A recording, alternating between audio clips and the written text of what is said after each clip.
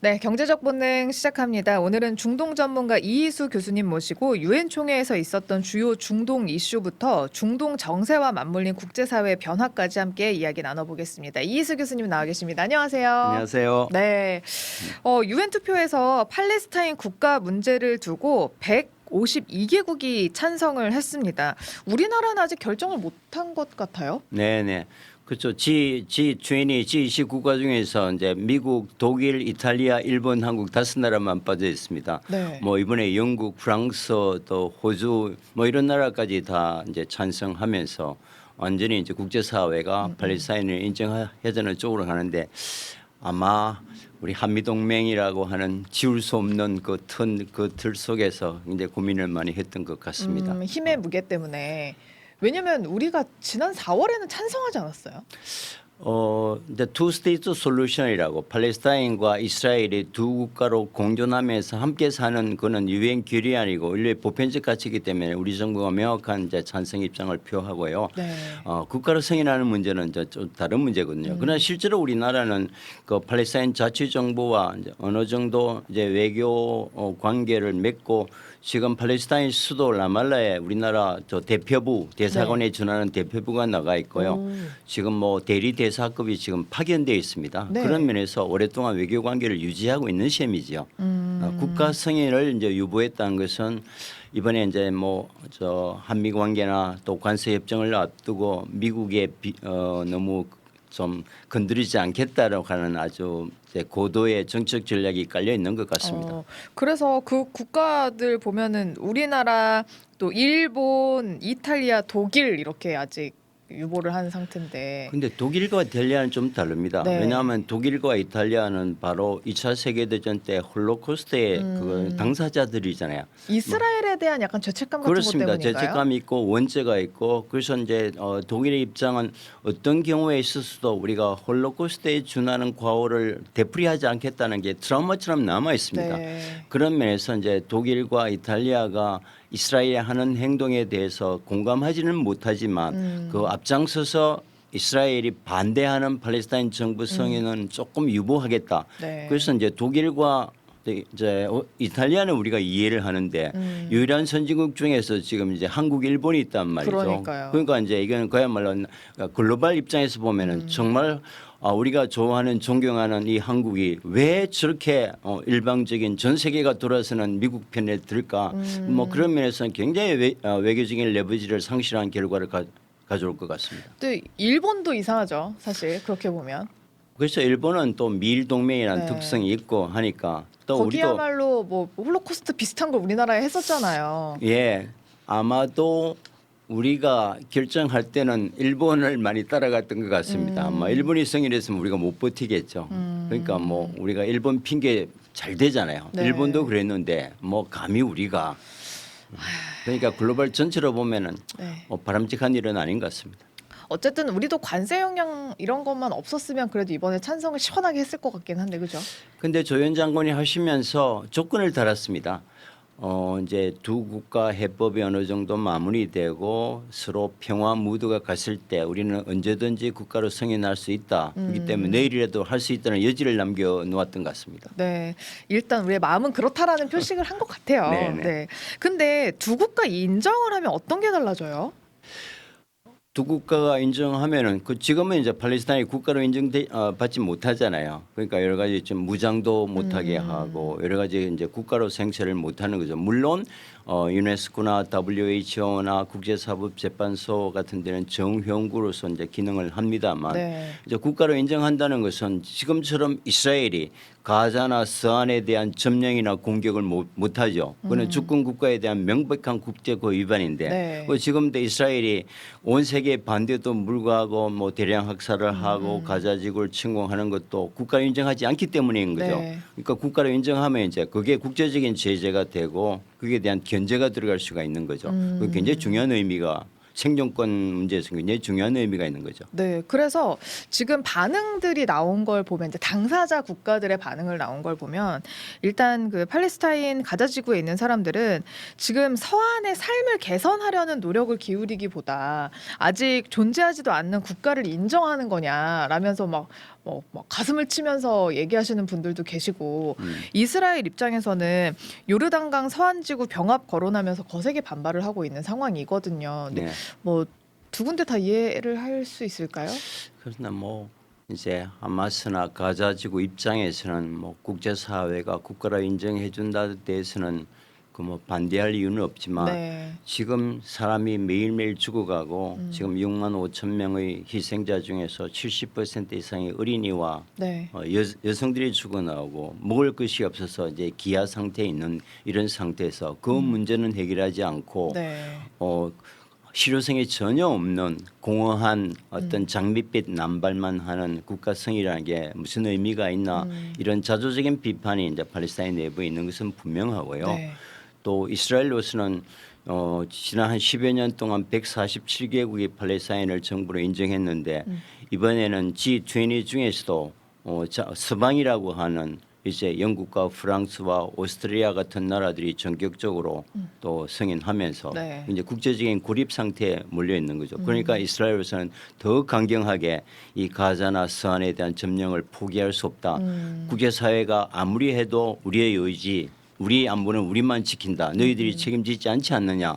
이걸 보여주기 위해서 더 강경한 정책을 쓰고 있는 것 같습니다. 네. 지난번에 교수님께서 3달 전에 오셨었어요. 네. 그때 이제 이스라엘 이란 전쟁 관련해서 말씀을 나눠 주셨는데 그때가 이제 벙커버스터 쓰기 전이었단 말이죠. 그래서 교수님께서 이스라엘이 이게 계속 이렇게 지지부진하게 가면 결코 이길 수 없는 싸움이기 때문에 결국에는 그 벙커버스터를 쓸 수 있다라고 얘기를 하시자마자 바로 벙커버스터를 썼어요. 이란의 타격이 얼마나 간 상태인가요? 뭐 결정적인 타격을 입은 것으로 보고요. 지난 20여 년 동안 이제 서방의 제재를 피해서 아주 엄밀하게 그 핵무기를 위한 그 고농도의 우라늄 농축 시설이 가장 큰 시설이 이제 쓸모없게 됐으니까 네. 뭐 이란으로서는 굉장히 결정적 타격을 입었던 거고요. 이제 두 번째는 핵시설 파괴 자체보다도 그래도 인구 1억 가까운 그 중동의 가장 강국이 그 2,000km나 떨어져 있는 이스라엘로부터 속수무책으로 본토가 공격당했다고는 이 사실 네. 이거는 또 전례를 만들었을 뿐만 아니라 국민들을 통합하는 능력에도 실패했거든요. 다시 말하면 우리가 아무리 핵 개발을 계속하더라도 어느 순간에 언제든지 이것이 이제 와해될 수 있다는 그런 이제 극도의 두려움. 다시 말하면 이제 벙커버스터로 나타난 핵시설 파괴는 이란을 하여금 핵 개발 의지를 끊고 상당 기간 그 핵 능력을 좀 이렇게 미룰 수는 있지만 궁극적으로 서방과 이제 화해나 평화 협상이 만들어지지 않으면 네. 이란이 핵을 갖겠다는 의지를 꺾을 수는 의지를 없다. 꺾을 수는 없을 것 같습니다. 오히려 더 엄밀하게 더 가속화할 가능성도 더 커지죠. 네. 이게 이제 지금 이제 영국 미국과 또 EU 국가들하고의 이제 갈등의 정점에 있습니다. 그때 이후로 좀 이란이 잠잠하게 있었던 것 같기는 하거든요. 뭔가 막 큰 이슈는 없었던 것 같은데. 지금 뭐 국내 사정이 뭐 거의 준지옥 상태입니다. 인플레이션이 지금 뭐 매년 100% 이상에다가 그 경제 제재가 이제 왜냐하면 핵 협상을 해야 경제 제재가 풀리는데 그렇죠. 지금 예. 경제 제재가 50년 가까이 풀리지 않고 있으니까 그 마지막 한계에 왔기 때문에 더 이상 어떤 군사적인 대결의 능력이 상실했고 어떤 국내 민생을 해결하는 데 집중했기 때문에 그 뭐 그래서 이란도 이스라엘에 대한 공격을 중단하고 그 이스라엘이 공격하지 않으면 우리도 공격하지 않겠다고 어정쩡한 평화, 우리가 차가운 평화라 그럽니다만 평화. 그런 이제 상태에 들어가 있는 거죠. 네. 게다가 지금 얘기하시지만 유엔의 대이란 제재 복원 시한 3일 앞두고 이란과 유럽 주요국들의 외무장관급 회담이 뭐 별다른 결론 없이 마무리가 된 상황이라던데 네. 게다가 이란이 미국과의 협상 가능성을 완전히 차단했다라고 하던데 차가운 평화 와중에 왜 이렇게 문을 닫아버리는 걸까요? 뭐 이건 예상됐던 거고요. 저 미국이 벙커버스터로 이란 핵시설을 직접 포격하면서 이란과 미국 사이에 이제 협상의 문은 이미 닫혀버렸고요. 네. 그래서 이란은 미국을 협상 파트너로 이미 이제 던져버렸습니다. 그러나 이제 국제사회의 어떤 그 위치를 유지하기 위해서 또 더 큰 공격을 막기 위해서 유럽을 파트너로 이제 협상했지만 네. 결국 이제 영국, 프랑스, 독일 세 나라가 이 쓰리가 이제 외무장관 협습니다만 별다른 접점을 찾지 못하고 결국 미국이 동의하지 않는 유럽 국가 간의 협의는 사실은 실효성도 없거든요. 네. 그러면서 이제 스냅백을 발동을 하기로 했는데 네. 결국 2015년에 이제 JCPOA 우리말로 하면 포괄적 핵 협상인데 네. 만약에 이란이 핵 동결을 하고 IAEA 국제 원자력 기구의 사찰을 받고 그다음에 이제 저농축 우라늄이라는 게 있습니다. 네. 왜냐 한 90%부터 하면 이제 원자 폭탄을 만들 수 있지 않습니까? 네. 그러니까 저농축 우라늄이라는 것은 이제 3.67 %는 이게 연구용, 산업용, 농업용이거든요. 네. 원래 한 7,000kg 이상의 어마어마한 양을 가지고 있어서 이게 핵무기로 갈 위험성이 너무나 컸죠. 그래서 그때 2015년 합의에 의해서 이란은 그럼 저농도 3.67%를 300kg만 갖는다. 이게 합의였습니다. 네. 근데 결국 이제 그게 깨지면서 제재가 안 풀리니까 그동안에 뭐 60% 정도의 고농축 우라늄을 계속 만들어 왔단 말이죠. 네. 그러니까 이란 입장에서는 지금 상태를 인정해 달라. 우리가 핵 가지고 있는 거 그렇죠. 인정해달라. 그리고 우리가 사찰 받겠다. 네. 한국하고 미국 입장은 산업용, 연구용도 안 된다. 이란은 테러 지원국이고 믿을 수 없다. 너 핵 프로그램 자체를 갖고 있다는 게 글로벌에 대한 위협이다. 완전 제거. 네. 이게 이제 미국 입장이니까 어떤 주권 국가도 국제법상 허용된 핵 권리를 포기할 수는 없단 말이죠. 또 국내 문제도 있기 때문에. 네. 그래서 결국 이제 그 유럽 세계와 이란이 최종적으로 결렬되면서 이제 2015년 합의가 이렇습니다. 만약에 그 조건을 잘 지키면은 10년 동안 우리가 지켜보겠다. 네. 그 2025년이 금년이 10년째입니다. 네. 10년이 지난 뒤에 그럼 제재를 풀어주도록 하겠다. 이제 여기에 이제 협의거든요. 그러니까 그게 안 지켜졌으니까 이제 스냅백이라는 게 원래 상태로 복원하는 겁니다. 지금 지켜지지 않았으니까 이제 원상대로 제재가 유효한 상태로 돌아가겠다. 네. 이제 이게 이제 아주 결정적인 타격이 된 거죠. 네. 스냅백 절차가 그럼 진행이 되는 건가요, 지금? 이제 뭐 이제 발효하기로 했으니까 네. 이제 며칠 내로 발기되겠죠. 이제 2015년 10년이 이제 종료가 됐기 때문에 그러니까 이제 그 협상 이전의 제재 수준으로 되돌아가겠죠.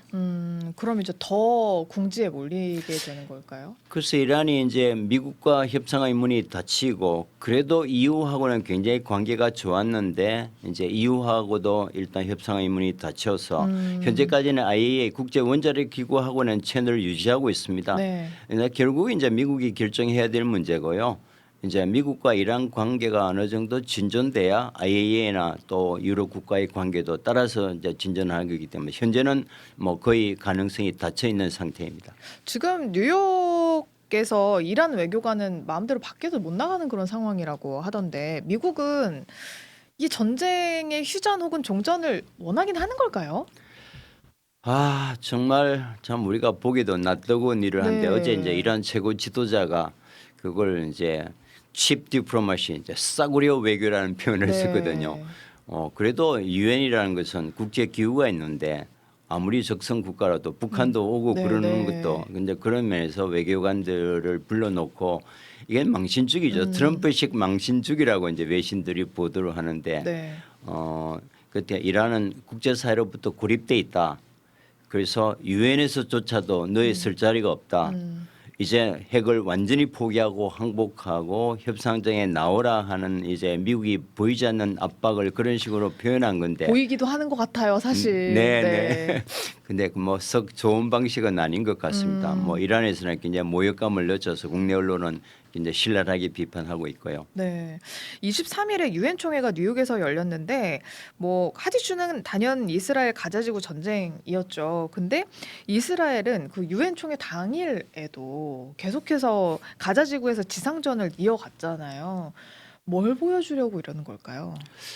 뭐 지난 시간에도 우리가 한번 이제 논의를 했지만 네. 지금 이제 가자 학살 이후에 2년째 전쟁이 일어나고 있는데 사법 리스크라든지 또 사법 개혁 문제 또 부패 스캔들로 현재 기소가 돼 있고 그 세넷에서 극우 연정이 겨우 61석 두석을 유지하면서 불안한 그리고 국내 여론이 아주 나쁜 상태에서 뭐 전쟁이 끝나면 뭐 네타냐후 총리의 정권도 끝나는 게 이제 국제적인 어떤 상식이었기 때문에 네. 2년간 정말 여러 군데 전쟁을 했지 않습니까? 네. 이제 가자 공격을 그걸 시작했지만 레바논 공격하고 이라크 공격하고 시리아 공격하고 예멘 공격하고 심지어 이제 건드려서 안 되는 레드라인인 이란까지 이제 공격하면서 결국 현재 미국은 중동 석유 한 방울도 수입하지 않습니다. 지난 50년 동안 석유가 미국의 절대국익으로 작동할 때 그걸 지키기 위해서 모든 중동 분쟁에는 미국이 개입해 왔는데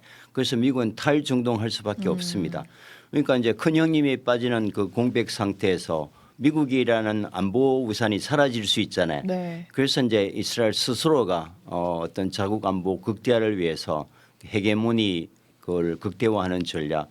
그러니까 이제 미국이 뒤에 있기 때문에 미국 입장에서도 에너지나 계속 무기 산업이나 이걸 관리하기 위해서는 또 러시아나 중국의 진출을 막기 위해서는 중동을 관리해야 되는데 네. 너무나 저질러 놓은 게 많고 중동 전쟁은 강력한 반미입니다. 네. 그래서 미국이 이걸 지키기 위해서 유일하게 기댈 수 있는 나라는 이스라엘밖에 없기 때문에 이스라엘조차도 이제 우리가 버릴 수는 없단 말이죠. 그래서 국제사회가 아무리 비난해도 미국은 이스라엘 버릴 수 없는 거고 그걸 잘 아는 이스라엘은 국제사회가 어떤 비판을 해도 이런 기회에 다시는 넘볼 수 없는 무소불위의 강력한 이스라엘 중심의 안보 체제를 구축하겠다. 네. 그러다 보니까 이제 국내 여론이 올라가고 지금 40%까지 올라가 있습니다. 20%대에서. 그러니까 이제 네타냐후로서는 이런 침략적인 점령 정제를 멈출 의사가 전혀 없는 거죠. 네. 그럼 미국은 이스라엘이 그래서 필요하다라고 생각을 하면 원래 트럼프가 내가 당선되고 일주일 안에 모든 전쟁을 다 끝내겠다 이런 식으로 얘기를 했었잖아요. 네. 근데 거기에는 사실 전쟁이라고 하면 가장 크게는 이스라엘과 가자지구 그리고 우크라이나와 러시아가 있는데 우크라이나 러시아와는 약간 다른 양상인 거죠. 지금 이스라엘이랑은 뭐 그렇습니다. 돈은 완전히 더 많이 들 네. 텐데.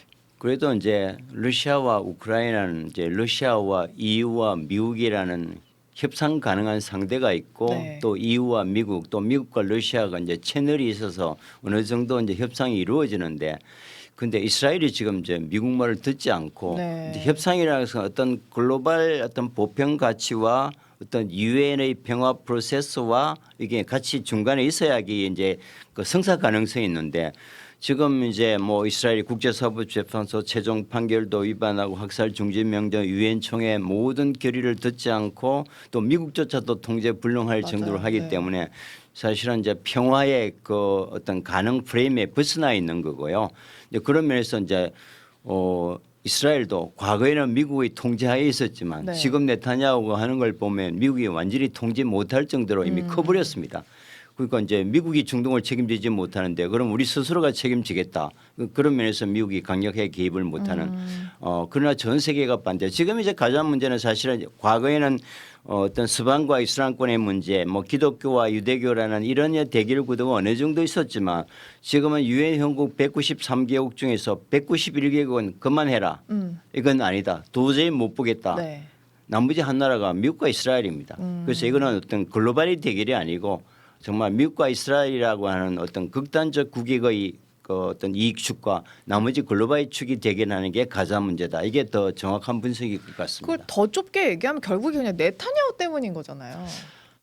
그렇습니다. 한 나쁜 지도자가 네. 뭐 자기가 정권을 유지하고 이제 전쟁 드라이브를 걸어서 일시적인 뭐 여론이 좋아질지는 모르지만 그 수많은 글로벌을 적으로 만들고 홀로코스트 600만 이제 유대인들이 학살하면서 그 인류 전체의 동정과 어떤 지지 속에서 오늘 이스라엘 성장해 왔는데 홀로코스트의 가치를 오히려 다 까먹는 것은 아닌가. 그러다 보니까 이제 그 후손들은 이스라엘 후손들은 오히려 적으로부터 미움받고 너 가자 학살 때 어디서 뭘 했냐 손가락질을 당할 수 있는 엄청난 이제 국가적인 그 레버리지 상실을 가져왔던 거죠. 네, 그렇죠.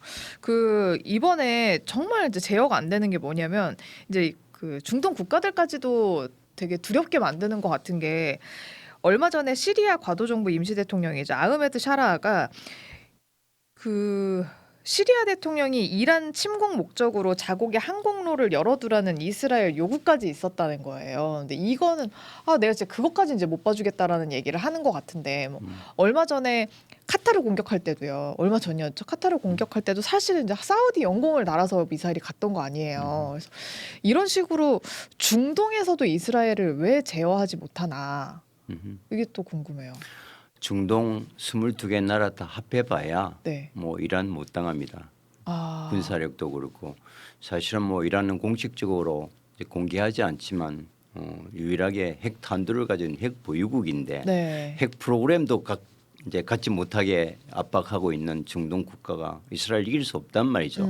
그거를 이제 너무나 잘 알기 때문에 그 미국이 떠난 힘의 공백 상태에서 지금 이제 자기 어떤 국내적인 정권 유지와 또 이런 공백 상태에서 이스라엘 레버리지를 극대화한다는 그리고 네타냐후가 지금 이분이 1996년 총리가 됐거든요. 네. 그러니까 물론 몇 뭐 년이야, 지금? 야당 총재를 갔다가 그동안 미국 대통령 7명이나 바뀌었습니다. 네. 그래도 아직도 총리하고 계시잖아요. 그러니까 뭐 당할 사람이 없는 겁니다. 우리가 20년 뭐 독재자 어쩌고 하지만 지금 28년째 정치 일선에 있는 분이란 말이죠. 그래서 이제 이런 어차피 팔레스타인을 150개 이상의 성 유럽도 돌아서고 모든 나라가 돌아섰다면 이런 국제적인 압박이나 여론은 네타냐후의 머릿속에는 전혀 없는 것 같습니다. 자기가 이제 주어졌던 기회를 어떤 일이 있어도 다시는 넘볼 수 없는 상태로 만들어 놓겠다. 그래서 이제 상식적으로 얘기가 되지 않는 그 우리말로 하면 이제 막합박식 네. 외교를 이제 하는 것 같습니다. 네. 막 이제 독립한 시리아가 이제 미국하고도 관계가 좋고 사우디아라비아에서 트럼프와 이제 시리아 대통령 샤라가 악수하면서 이제 관계 개선을 한 그 나라에 대해서 압박하고 뭐 카타르는 여러분 아시다시피 네. 중동에서 가장 큰 미군 기지가 들어와 있는 미국 이익의 중동의 거점 중의 거점인데 이걸 이제 공격한단 말이죠. 명분은 단 하나입니다. 우리가 하마스가 살아있는 한 잠잠을 못 잔다. 또 이런 레토릭은 국내 여론을 끌어들이는데 굉장히 효율적인 어떤 선전도구가 됩니다. 네. 그래서 카타르에 하마스 지도부가 있는 한 평화는 없다.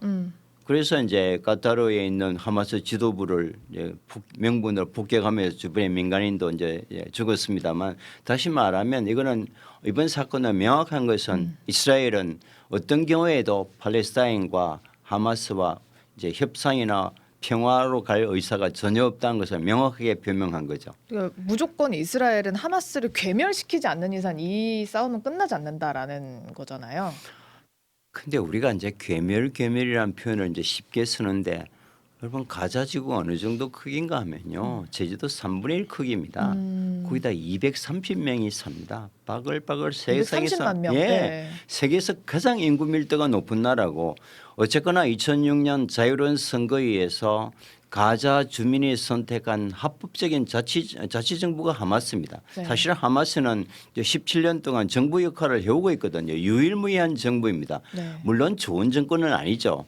또 재작년 10월 7일 이스라엘 공격했기 때문에 명확한 테러 행위는 맞죠. 네. 그런데 지구상에 좋은 정권이 몇 개나 되나요? 음. 나쁜 정권이지만 그렇다고 하마스를 테러 조직으로 괴멸한다는 것은 다시 말하면 그 자치정부 역할을 하는 230만 그 가자 주민의 괴멸과 거의 동의에 가깝습니다. 네. 저희들이 볼 때는 그게 홀로코스트잖아요. 그렇습니다. 또 다른 홀로코스트가 될 수 있는 거죠.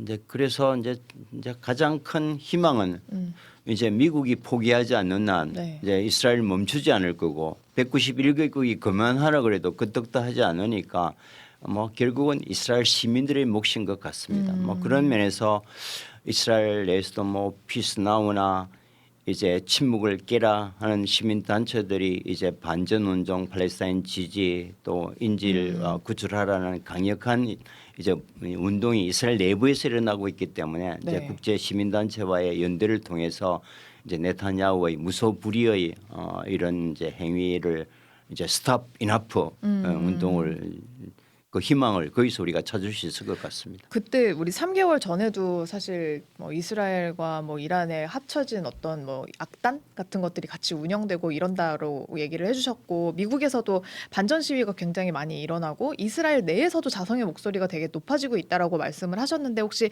이 3개월이 지나오는 동안에 그 목소리가 혹시 훨씬 많이 늘어났거나 아니면 좀 지지부진하거나 이런 추이는 어떻게 볼 수 있을까요? 지금 여론은 저 네타냐후 여론은 그때보다는 훨씬 올라갔고요.